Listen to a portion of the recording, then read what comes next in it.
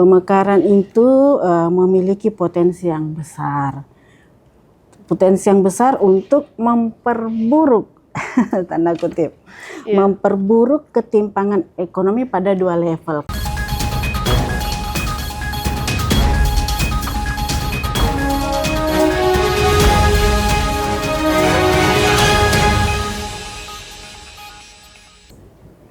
Halo pemirsa, senang sekali saya Lani Novita Wulandari dapat kembali menyapa Anda dalam Econo Talks.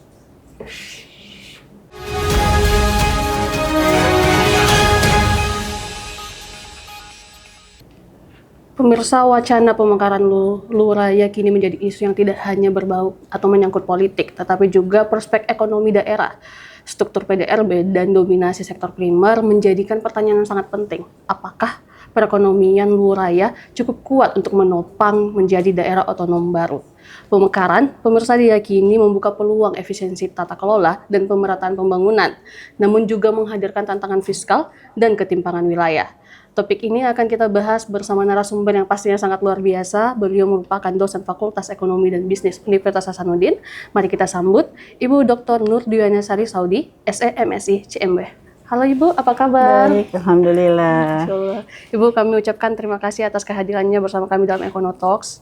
Nah Ibu, kita akan mengawali ya Bu diskusi kita tentang prospek ekonomi Luwu Raya. Nah, beberapa waktu yang lalu di tahun ini terjadi demonstrasi yang cukup besar ya Bu, tentang pemekaran Luwu Raya ini sendiri. Nah Ibu, kita akan membahas ini dari perspektif ekonomi. Yang pertama adalah bagaimana Ibu menilai struktur PDRB dari Luwu Raya sendiri. Apakah komposisi sektoralnya ini sudah cukup berkelanjutan dan menopang pemekaran daerah ini? Mungkin bisa dijelaskan Ibu? Baik, makasih ya. Bismillahirrahmanirrahim. Assalamualaikum warahmatullahi wabarakatuh.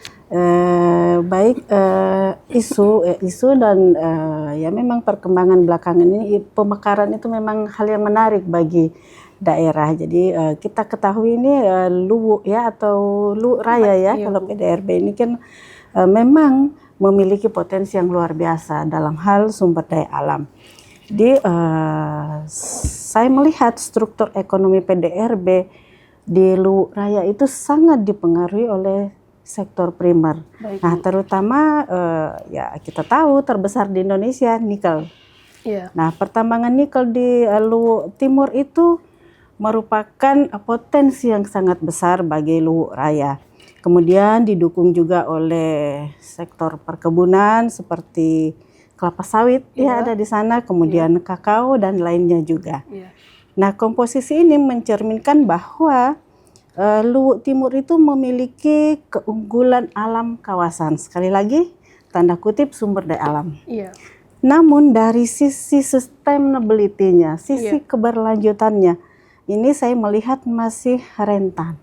Kenapa saya katakan rentan? Karena ketergantungan pada fluktuasi harga komoditas global dan rendahnya efek multiplier. Jadi efek pengganda di sana itu masih relatif rendah. Baik. Karena kita lihat bagaimana terhadap penyerapan tenaga kerja serta diversifikasi ekonomi. Nah, potensi tersebut sumber daya alam itu memang ya menjadi sebenarnya bahan baku utama untuk kita mekar, tetapi butuh penguatan untuk kita menghasilkan dulu value added, nilai tambah dari output yang dihasilkan di daerah. Nah, struktur PDRB Luwu Raya ini relatif ya belum terlalu kuat. Saya tidak bisa bilang lemah juga ya. Belum terlalu kuat dengan masih ada ketergantungan yang besar pada DAU ya, kemudian DAK, kemudian dana bagi hasil ya. Nah, PAD PAD terhadap PDRB di sana masih relatif rendah, sekitar 10-15%. Nah, ini ada data saya bisa lihat sedikit Mbak ya. Silakan Ibu. Kota Palopo ada data mengenai PAD-nya 23,6%.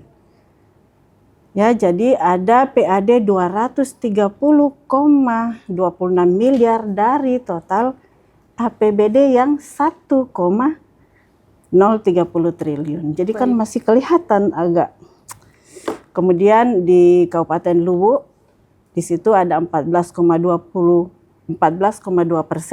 Nah, PAD-nya 238,18 miliar dari total APBD 1,604 triliun. Iya. Jadi kelihatan masih ada kesenjangan, ya. Kemudian Luwu Utara pun demikian 8,23%, kemudian Luwu Timur 22,49%. Nah, hal ini menunjukkan apa data-data tersebut? Sektor pendapatan lokal belum mampu menopang pembiayaan pembangunan secara mandiri. Baik. Jadi singkatnya kita, saya melihat bahwa kemandirian fiskal di Luwu Raya itu masih perlu dilakukan pengembangan. Nah, baik Bu. Jadi kita akan berbeda satu persatu ya Bu. Tadi sempat dikatakan bahwa ternyata ada dominasi sektor primer di Luwu Raya ini. Dan sejauh mana ini sebenarnya mencerminkan keunggulan komparatif dari wilayahnya ini Bu? Atau pada titik mana juga ini akan justru seperti yang dijelaskan akan menjadi kerentanan struktural untuk perekonomian Luwu Raya, apalagi dalam jangka panjang juga ya Bu? Iya, betul. Mungkin bisa dijelaskan Ibu? Baik, jadi keunggulan apa tadi Mbak katakan?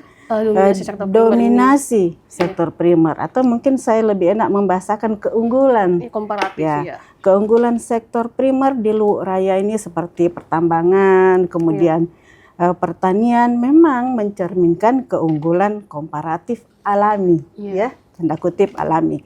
Terutama adanya cadangan nikel yang terbesar di Indonesia loh ya. Iya. Kemudian tanah yang subur untuk perkebunan, ya. Nah, keunggulan tersebut dapat berubah menjadi kerentanan struktural. Benar. Nah, kapan itu bisa berubah? Kapan dikatakan berubah menjadi hal yang menyebabkan kerentanan? Yaitu ketika tidak diiringi dengan pengembangan rantai nilai hilirisasi kan lagi trennya sekarang. Nah, dengan pengembangan rantai nilai hilir yang menciptakan tentunya lapangan kerja yang berkualitas. Itu sangat penting sekali. Yang kedua adalah ekonomi daerah ini menjadi sangat rentan terhadap fluktuasi harga komoditas. Karena kan tadi dikatakan sektor primer. Iya. Sektor primer yang relatif belum memiliki value added yang bagus. Berarti dia sangat tergantung pada fluktuasi harga komoditas.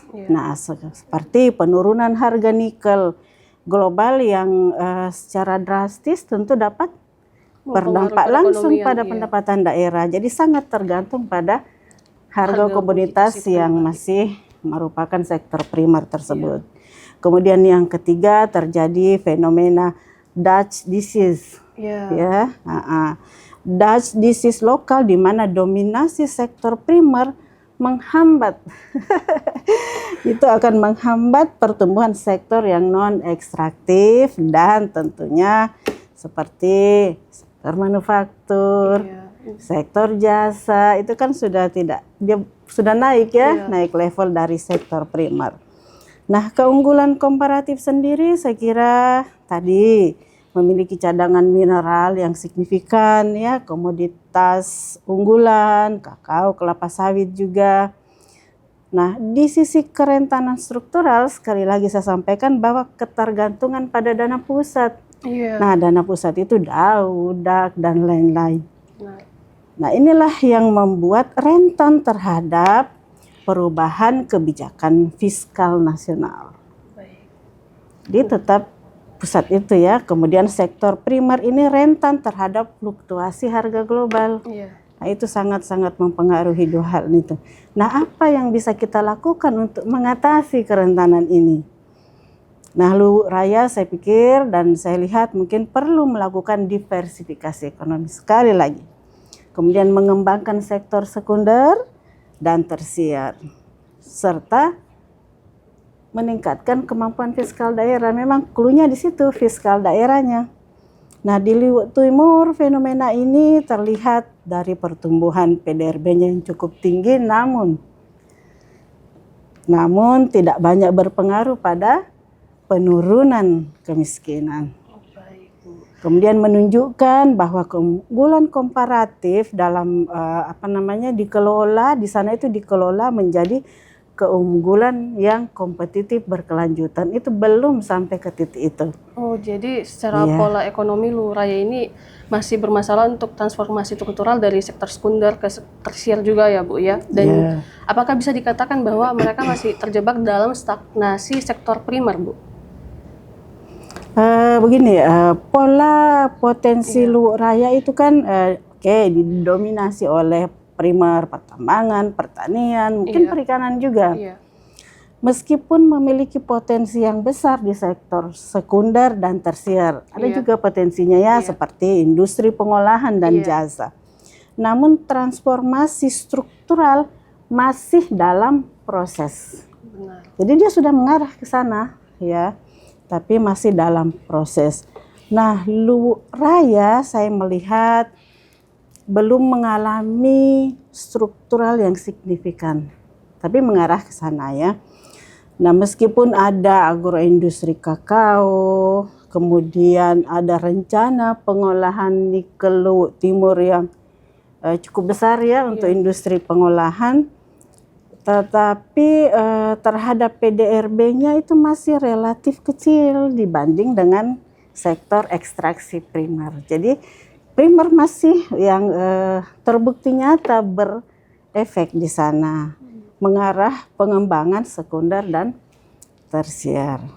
Nah, jika ternyata Luwu Raya ini dibongkarkan Bu, apakah pemekaran ini secara ekonomis seperti yang sudah dijelaskan ternyata dalam struktur saat ini terjadi kerentanan ya Bu ya. Nah, apakah ini akan meningkatkan efisiensi alokasi sumber daya atau justru mungkin menciptakan efisiensi baru Bu, inefisiensi baru? Baik. Karena dengan tantangan-tantangan tadi ini memunculkan kekhawatiran yang baru ya Bu ya. Iya. Mungkin bisa dijelaskan. Baik. Jadi memang dimekarkan ini memang punya potensi dua. Akan meningkatkan efisiensi tetapi juga bisa menimbulkan inefisiensi yang baru. Nah, pemekaran itu meningkatkan efisiensi ya dalam alokasi sumber daya hanya jika memenuhi 3 syarat utama. Iya. Pertama yaitu pengurangan signifikan dalam biaya transaksi administratif yang disebabkan oleh jarak. Ya, jarak kemarin kan administrasi pasti ke Makassar kan, jauh ya jaraknya. Ketika misalnya dia mekar ya tidak perlu jauh-jauh ke Makassar. Itu kan berarti efisien. Iya. Nah, yang kedua, peningkatan kapasitas perencanaan ekonomi daerah yang didasarkan pada data spasial dan partisipasi masyarakat. Berarti kan kita menjadi efisien lagi karena ya di Walu saja kan, tidak jauh-jauh secara keseluruhan, misalnya Sulawesi Selatan. Yang ketiga, ada harmonisasi kebijakan antara daerah otonom di Luwu Raya. Yang 4 itu saja kan fokusnya, berarti Palopo, Luwu Timur, ya, dan satunya lagi. Nah, itu kan jadi kita efisien, tidak memikirkan lagi Sulawesi Selatan ya, seprovinsi. Namun dalam konteks ini juga berisiko muncul inefisiensi baru. Nah, apa inefisiensi baru yang menonjol? Yaitu ya terjadi tentunya duplikasi struktur birokrasi provinsi ya, akan meningkatkan beban pegawai ya. Beban belanja pegawai sekitar 300 sampai 500 miliar per tahun. Baik, Bu. Itu kan menjadi inefisiensi baru. Iya. Yang kedua, dia berpotensi terjadi fragmentasi ya. Fragmentasi pasar antara kabupaten, kota, kemudian tanpa adanya koordinasi kebijakan. Baik. Itu berarti kan kita ada lagi satu potensi inefisiensi baru. Kemudian ada juga risiko persaingan yang tidak sehat. Ini mungkin saja muncul ya. Nah, dalam pemberian insentif investasi yang dapat merusak daya saing kawasan itu sendiri jadinya kan. Iya, Bu. Ketika insentif itu sudah ada dalam situasi yang menekan, pasti akan berdampak. Nah, untuk meminimalkan inefisiensi yang mungkin terjadi ini, maka Luwu Raya perlu melakukan perencanaan ya, tentu perencanaan yang matang. Sekali lagi perencanaan itu penting. Kemudian meningkatkan kemampuan fiskal daerah. Baik. Sekali lagi, Iya, Bu. memang itu yang paling penting. Benar, Bu. Dan memperkuat kapasitas kelembagaan. Ya fiskal bisa mandiri, bisa kuat kalau lembaganya juga kuat. Baik. Pelaksananya juga siap untuk merespons segala macam persoalan di daerah. Nah, ini menjadi menarik ya, Bu. Kita mungkin akan membahas lebih lanjut lagi tentang Kementerian Fiskal ini, Bu. Seberapa realistis Kementerian Fiskal dari daerah hasil pemekaran seperti Luhur Raya ini? Terutama tadi sempat dijelaskan kapasitas PAD ya, Bu, ya, yang masih tergolong lebih rendah dibanding dengan transfer pusat. Mungkin bisa dijelaskan, Bu? Ya, jadi ya memang kemandirian fiskal Luhur Raya ini masih menjadi target yang cukup menantang ya. Jadi meskipun Luhur Raya ini penyumbang 40% loh, 40% dari PAD Sulawesi Selatan. Tetapi kapasitas fiskal daerahnya masih lemah. Nah data dari PAD tadi Palopo kan 23,6%. Kemudian Luwu 14,2%, kemudian Luwu Utara 8,23%, dan Luwu Timur yang terbesar kan di sana nikel ya. 22,40%. Nah, angka-angka ini menunjukkan bahwa ya masih relatif belum mandiri ya, Bu, secara fiskal. Mandiri secara fiskal. Oke, nah untuk mengoptimalkan PAD terhambat oleh apa kira-kira di sana? Bisa saja basis pajak yang terbatas. Ya, minimnya aktivitas ekonomi yang non ekstraktif tadi. Lalu keterbatasan administrasi sekali lagi. Jadi memang infrastruktur baik fisik maupun pengolahannya, dan kemudian kebijakan hasil pertambangan yang masih dialirkan ke pusat. Ya kan memang ada aturan, ada yang pendapatan itu pusat dan ada yang daerah. Baik.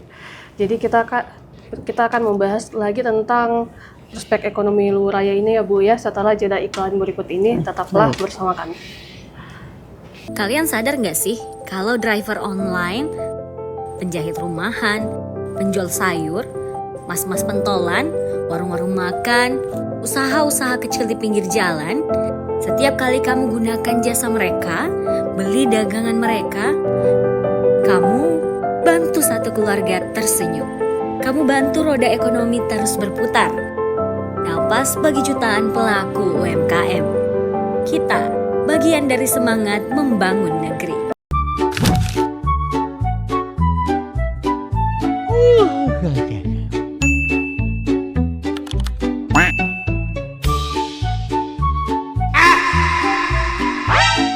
Hati-hati, konten video pendek yang cepat dan gampang dicerna bikin otak kita ketagihan dopamin instan.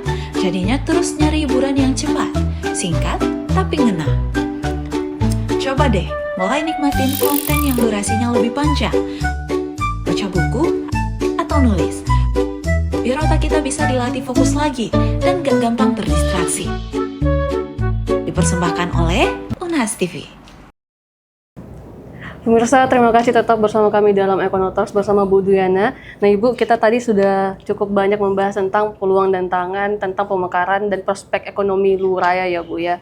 Nah, berdasarkan tadi diskusi kita, berdasarkan pengalaman empiris yang ada di Indonesia ya, Bu, adakah daerah hasil pemekaran yang berhasil mencapai Kementerian Fiskal, Bu? Dan kiranya apa faktor penentu kementerian tersebut? Baik. Daerah yang berhasil pemekaran ya. Nah, secara empiris memang hanya sedikit daerah hasil pemekaran yang benar-benar mencapai kemandirian.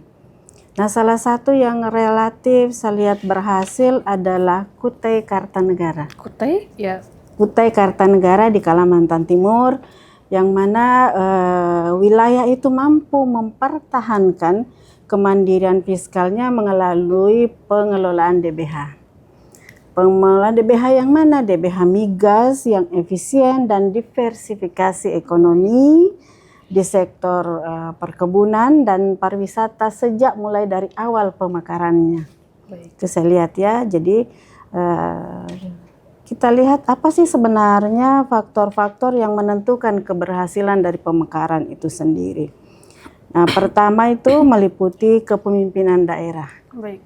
Ya, memang penting itu kepemimpinan daerah yang visioner dengan peta jalan ekonomi jangka panjang. Ya, jadi memang dari awal kita sudah harus berpikir jangka panjang, tidak jangka pendek ya. Yang penting kelihatan apa saja dulu. Yang kedua adalah saya melihat di sana itu pemanfaatan masa transisi pemekaran untuk membangun infrastruktur dasar yang mendukung diversifikasi. Jadi tanda kutip didukung oleh infrastruktur yang mengarah ke diversifikasi memang. Jadi yang ketiga adalah kolaborasi erat. Jadi kolaborasi erat antara siapa? Antara pelaku usaha untuk mengembangkan klaster ekonomi non ekstraktif. Jadi ini klasterisasi ini penting. Kemudian juga didukung faktor keempat adalah reformasi birokrasi yang mengurangi kebocoran anggaran. Itu selalu penting di mana-mana selalu kalau karena memang ya supaya optimal itu anggaran yang ada. Namun satu catatan. Baik. Kutai Kartanegara itu memiliki keuntungan historis sebagai wilayah penghasil migas. Baik. Ya, dengan infrastruktur yang relatif lebih maju sebelum pemekaran dilakukan. Oh iya, jadi sudah matang juga ya kurang lebih sudah seperti itu. Kemudian kondisi yang tidak sepenuhnya tentunya sejalan dengan realitas Luwu Raya ya. Jadi ya memang kondisi awal daerah sebelum pemekaran ini ya berbeda, cukup berbeda. Dan cukup menentukan juga ya Bu? Ya, kesiapan untuk mekar berarti kan? Iya Bu. Nah, apa sih sebenarnya faktor yang penentu lainnya? Iya, faktor penentu kemandirian fiskal daerah yang merupakan hasil pemekaran. Ya, setelah mekar, bagaimana apa yang menentukan dia bisa benar-benar mandiri fiskal atau tidak? Benar. Nah, pertama itu sekali lagi diversifikasi ekonomi. Apa sih diversifikasi ekonomi sebenarnya? Pengembangan ekonomi yang beragam untuk mengurangi ketergantungan pada satu sektor saja. Baik. Nah, berarti kan kalau kita lihat Luwu Raya berarti diversifikasinya dia jangan hanya di sektor primer. Berarti dia harus di sekunder dan tersier. Ya misalnya nikel potensi besar tetapi tidak bergantung pada komoditi nikel saja, tetapi ya mungkin berpikir mengembangkan ke industri pengolahannya seperti mungkin baterai atau baja, produk-produk baja, sehingga bisa diversifikasi. Lalu yang kedua, pengelolaan keuangan yang efektif tadi, yang transparan, akuntabel dan meningkatkan kepercayaan investor. Ya, kalau investor tidak percaya, bagaimana?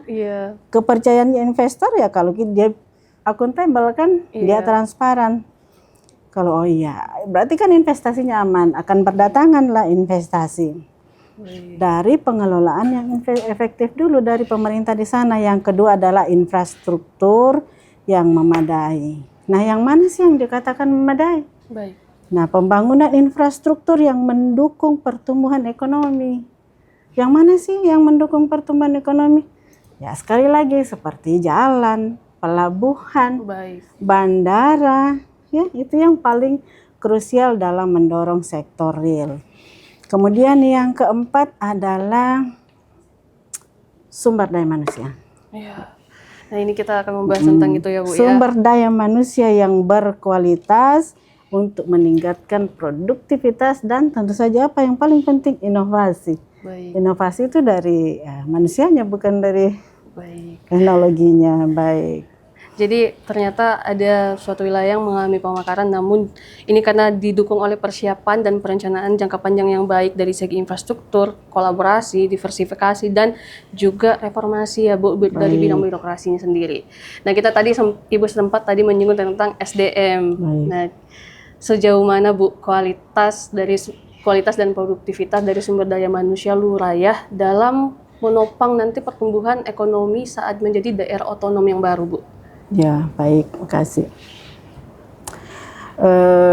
Jadi kualitas dan produktivitas sumber daya manusia di Luwu Raya ya memang masih menjadi hambatan utama ya.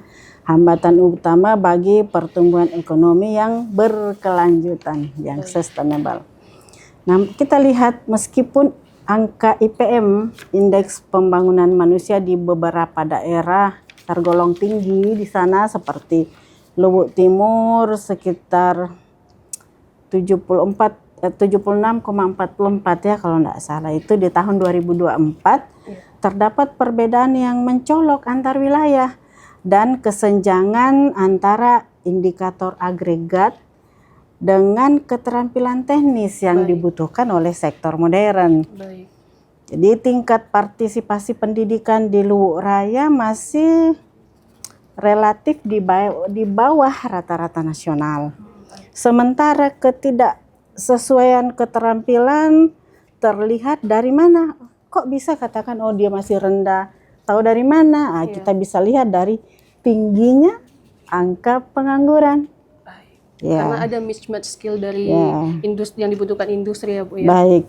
Tingginya angka pengangguran yang mana? Pengangguran yang terdidik. Ya. Nah, di satu sisi serta kekurangan tenaga teknis yang diukur dari mana? Dari PDB per pekerja.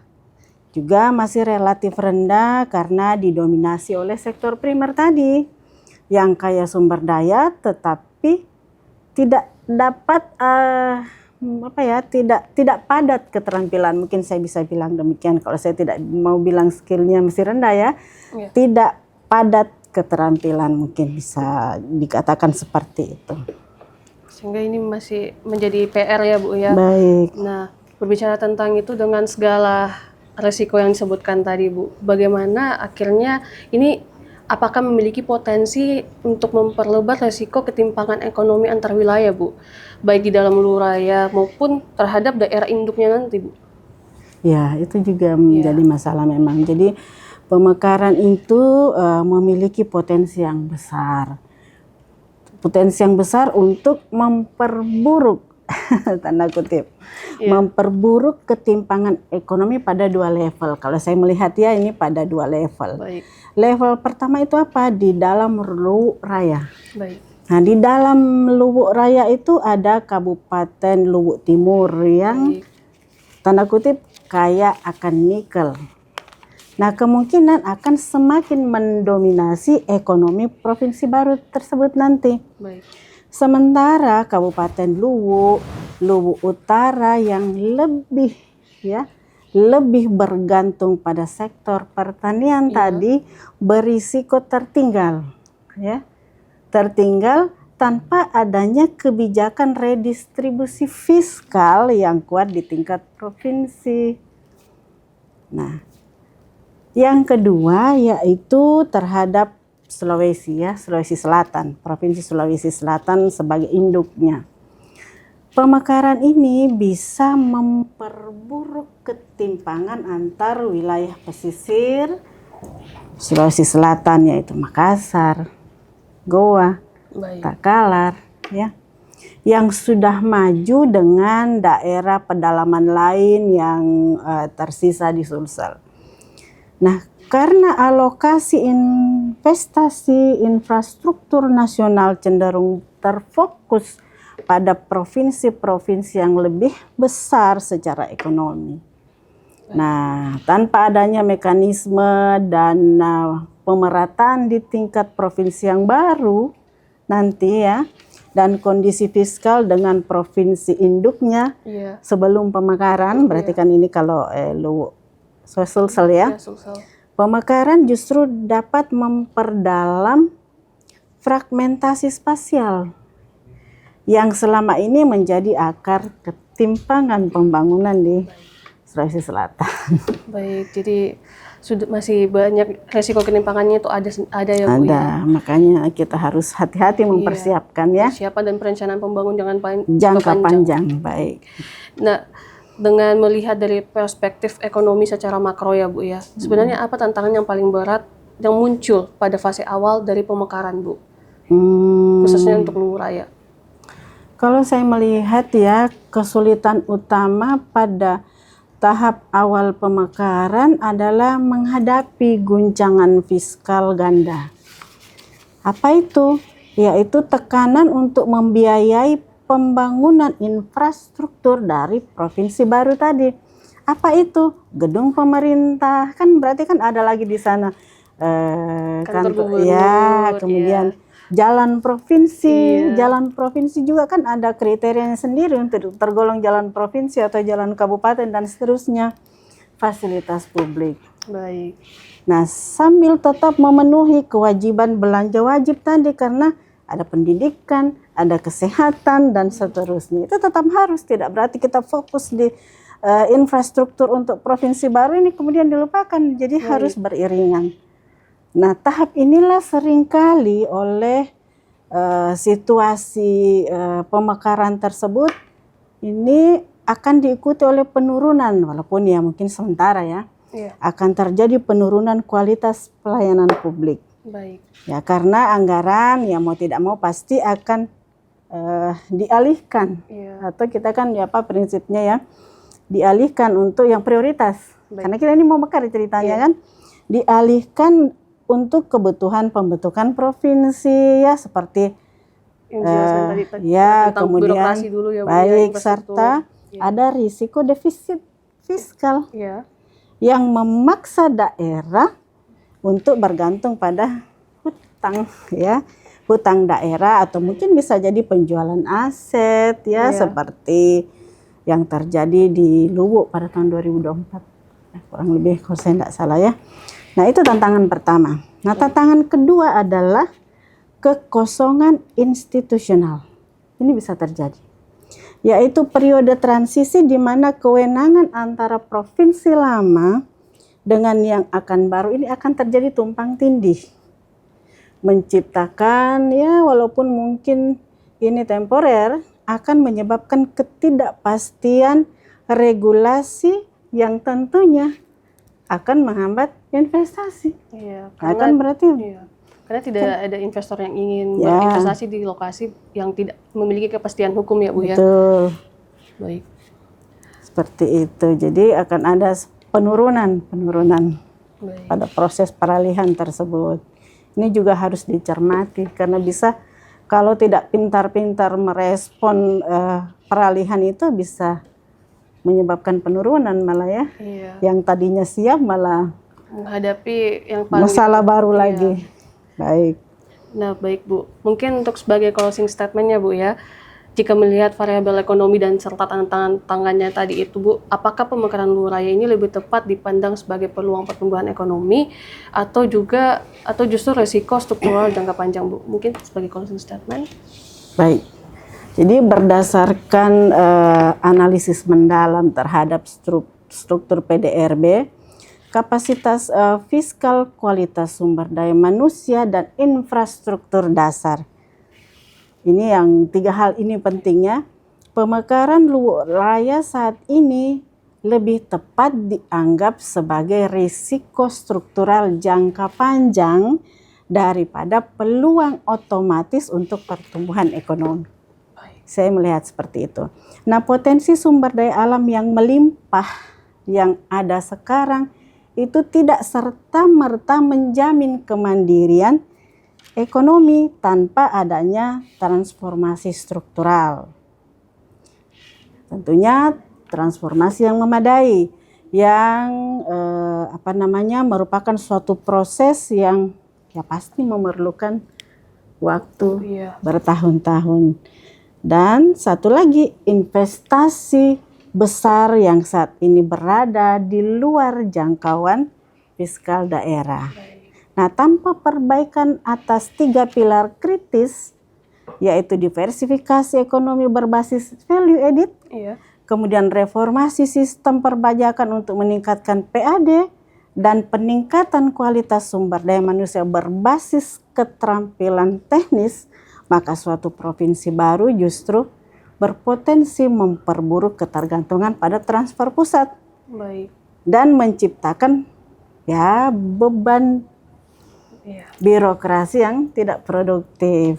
Jadi memang perlu kesiapan yang lebih. Bu, terima kasih untuk closing Baik. statement-nya ya Bu ya. Kasih. Semoga ini bisa menjadi masukan untuk otoritas terkait. Nah, dari diskusi ini memperlihatkan bahwa wacana pemekaran Luwu Raya ini memiliki peluang dan juga sekaligus tantangan yang sangat perlu dicermati dengan sangat hati-hati ya Bu ya. Dan keberhasilan pemekaran ini akan sangat bergantung tentang bagaimana daerah ini kembali mengolah sumber dayanya seperti diversifikasi tadi dan memperkuat kapasitas fiskal serta menjaga keseimbangan perencanaan pembangunan yang berjangka panjang ya Bu ya. Baik.